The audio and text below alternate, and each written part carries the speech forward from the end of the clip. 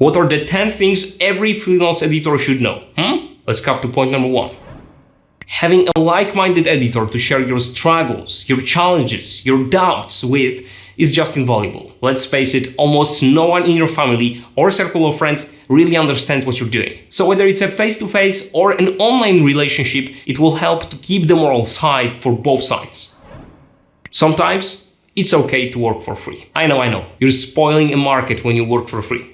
But do you really? It's a profit or loss problem where profit is not monetary for you. If a benefit from working on a given project or for a given client exceeds your cost, that is time, why would you say no to such an opportunity? But in general, working for free is best if it's your idea. If you would say yes, if you knew there was no money involved in the first place. In those situations, working for free is more than allowed.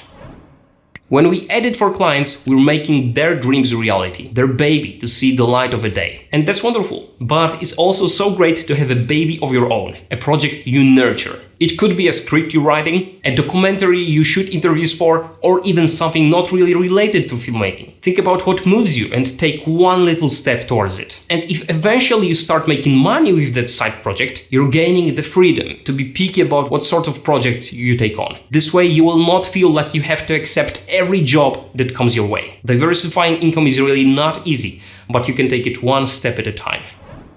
Most freelancers, including myself a few years ago, are reactive, meaning that they are waiting for a client to reach out to them and that they react to the client's needs. But you can be proactive and pitch your services to specific clients and specific projects. Instead of using a shotgun, you're going for a sniper's rifle. And thanks to that, you can be more precise with your communication. Your reel can be designed to showcase exactly what someone is looking for. Proactive approach will take you where reactive behavior never could.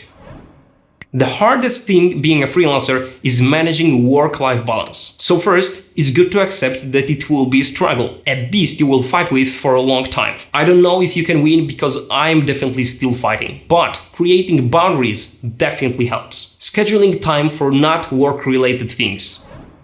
If I could have one superpower, it wouldn't be on-demand invisibility or shooting laser beams with my eyes. Instead, I would go for the ability to be perfectly focused whenever I need to. A superpower of deep work. Self-discipline can be learned.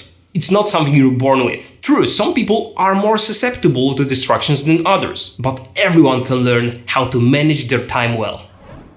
Who you are and how you treat others is extremely important. Your work ethic speaks volume about what it's like to work with you. If you're not only likable, but genuinely trustworthy, communicate it to your client. Indirectly, of course. It can be an unfair advantage over another editor they are considering, even someone more experienced than you. You don't have to grow your business endlessly. We are conditioned to think that we always need to make more money, get bigger clients, work harder. But in reality, constant sprints will drain the life out of you. And work should not be a goal in itself. Specify the destination you need to get in order to feel successful and be ready to slow down when you get there. Also, knowing the destination and what you aspire to do will help you to choose which project will take you there and which will take you off track. Does it take me where I want to be? No? Then f*** it. An existing client is almost always more important than a prospective one. I have had an ongoing client from Australia for the past 3.5 years. And one of the reasons that made this collaboration work is the fact that I always put them first. Sometimes I get an offer to edit a video for a friend, where money involved is similar. But whenever it interferes with projects for my existing clients, I just say no to these opportunities. Thinking about how you can serve your existing clients better can be the best course of action for your freelance business. It's a bit of a paradox because if you do know how to serve them well, often more clients will knock at the door.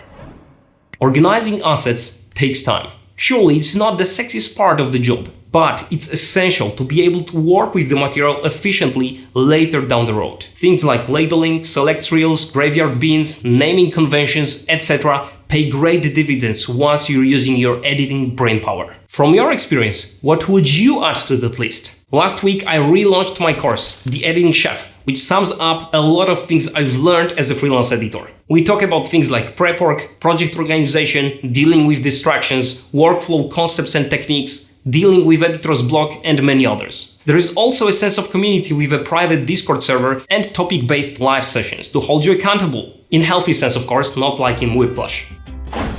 If that's of interest to you, visit the website to read more details. And as always, until the next time, shoot and edit like there is no tomorrow.